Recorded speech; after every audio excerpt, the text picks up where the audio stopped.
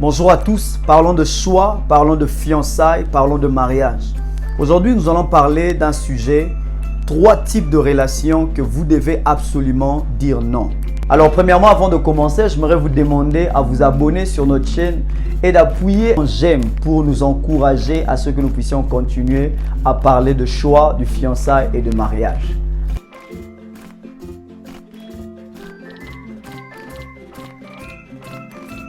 Trois types de relations que vous devez absolument dire non. Premièrement, j'aimerais dire que dire non à quelqu'un ou à une relation, ce n'est pas un signe de la faiblesse. Ce n'est pas un signe de la méchanceté. Quand vous dites à quelqu'un non, ce n'est pas que vous êtes méchant. Cela ne veut pas dire que vous dédaignez la personne. Cela ne veut pas dire que vous n'êtes pas important. Mais dire non à la personne, ça fait partie aussi d'une réponse. Ce n'est pas toutes les relations que vous êtes appelés à dire non. Il y a un moment dans la vie où vous devez prendre des décisions. Des moments de la vie où vous devez vous asseoir et réfléchir. Pensez à ce que vous êtes en train de faire. Alors tu ne peux pas hypothéquer tout ton futur dans une relation qui demain va te détruire. Une relation demain qui va prendre sitôt ta vie. Une relation demain qui va détruire même la carrière que tu es en train de prendre pour le futur.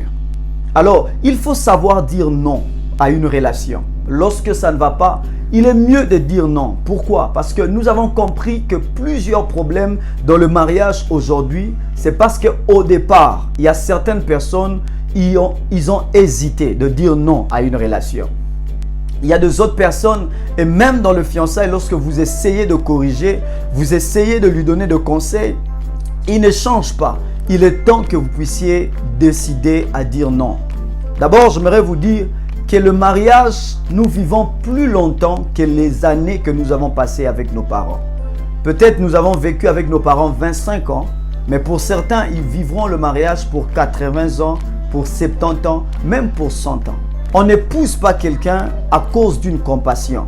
On n'épouse pas quelqu'un parce que vous avez pitié, parce qu'il est orphelin, orpheline. On ne pousse pas quelqu'un parce qu'il a passé plus d'années dans le fiançailles et qu'est-ce que les autres vont dire. On ne pousse pas quelqu'un à cause des opinions publiques. Lorsque vous prenez une décision du mariage, vous prenez une décision seule qui va vous engager et engager votre futur. Alors, 3 types de relations aujourd'hui qui vont permettre de vous aider à ce que vous puissiez décider à ce que votre relation sera. Premier type de relation, c'est une relation qu'on appelle une relation toxique. Que veut dire la relation toxique? C'est une relation à laquelle vous perdez même votre propre identité. Vous perdez même vos idées, votre philosophie, votre idéologie au plaisir de quelqu'un d'autre. Une relation toxique, c'est une relation à laquelle vous ne vous sentez plus à l'aise à être dans cette relation.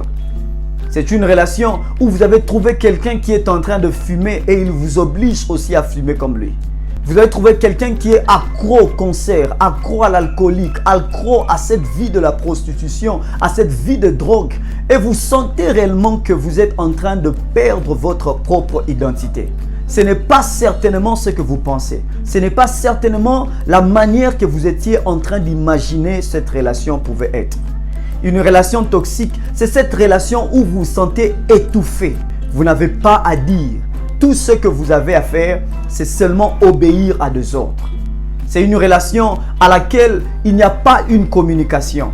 Et lorsque même il y a un problème, vous n'avez pas le temps de s'asseoir et de résoudre à ces problèmes-là. Vous êtes victime au lieu de participer dans cette relation. Vous êtes victime de décisions, vous êtes victime de toutes choses que le partenaire est en train de décider. Et à cause de cela, vous êtes obligé de passer comme une autre personne afin de réjouir votre partenaire. Mais au-dedans de vous, vous sentez réellement que ce n'est pas ce que vous étiez en train de penser. Une relation toxique, c'est une relation où vous avez perdu votre propre sécurité. Vous avez perdu votre propre valeur. Vous avez perdu votre propre éducation pour le plaisir de quelqu'un d'autre. C'est une relation à laquelle vous ne pouvez pas vous épanouir personnellement. Vous êtes étouffé, emprisonné des idéologies de quelqu'un d'autre. Et vous avez l'obligation de vivre cette vie parce que vous êtes dans cette relation. Alors ça, c'est une relation que vous devez dire non avant le mariage. Deuxième type de relation, c'est une relation abusive. Une relation abusive, c'est une relation à laquelle vous êtes victime au lieu de participer. Vous êtes toujours victime de coups, victime de gifles, victime de tout le dégât que le partenaire est en train de faire. Vous n'avez personne à qui vous pouvez demander conseil. Vous n'avez personne à qui vous pouvez approcher dans votre relation. En fait, le partenaire ne veut même pas associer quelqu'un dans votre relation parce qu'il veut réellement prendre le contrôle de votre vie et prendre le contrôle de votre pensée. C'est une relation à laquelle, pendant que vous êtes encore dans le fiançailles, le partenaire arrive souvent à vous gifler, arrive souvent à vous mettre même sans habit, à vous ridiculiser aux yeux de tout le monde. Une relation abusive, c'est une relation à laquelle vous sentez réellement vous n'êtes plus à l'aise. Votre sécurité est partie. Toute chose que vous aviez est partie. Votre valeur est partie. Et à chaque fois que vous êtes avec cette personne, vous êtes dans une position de garde parce que vous savez que toute chose peut arriver. Il peut vous gifler, il peut vous insulter, il peut vous détruire, il peut vous pointer le cou, il peut mettre le couteau, il peut même vous tuer. Ça, c'est une relation abusive. Une relation abusive, c'est une relation pendant que vous êtes encore dans le fiançailles. On vous force même à faire une certaine manière de sexualité. Le partenaire vous force même à vivre une certaine manière de vie. Par force, non par votre propre décision, mais pour garder votre position de mariage, pour garder cette position d'être partenaire avec lui, il vous force de vivre une vie qui n'est pas la vôtre, cette civilisation, cette chose qui n'est pas ce que vous aviez cru. Une relation abusive, c'est une relation à laquelle où le partenaire est prêt à avoir la sexualité avec vous aux yeux de tout le monde, avoir la sexualité avec vous, avec ses amis, avoir la sexualité avec vous dans un lieu public. Une relation abusive, c'est une relation où on perd le respect, on perd la valeur, on perd l'estime. Une relation abusive, c'est une relation à laquelle vous ne vous sentez plus même à l'aise de sortir. Vous êtes emprisonné. Des fois, vous avez besoin de quitter ce couple. Vous avez besoin de quitter cette relation. Mais plusieurs fois, on vous envoie des messages. On vous envoie des messages. On est en train de vous menacer. Menace de mort. Menace qu'on va exposer votre sextape. On va exposer vos photos lorsque vous étiez nus. On va exposer toutes choses. Alors, vous vous sentez maintenant étouffé et vous ne pouvez pas décider à sujet de votre futur.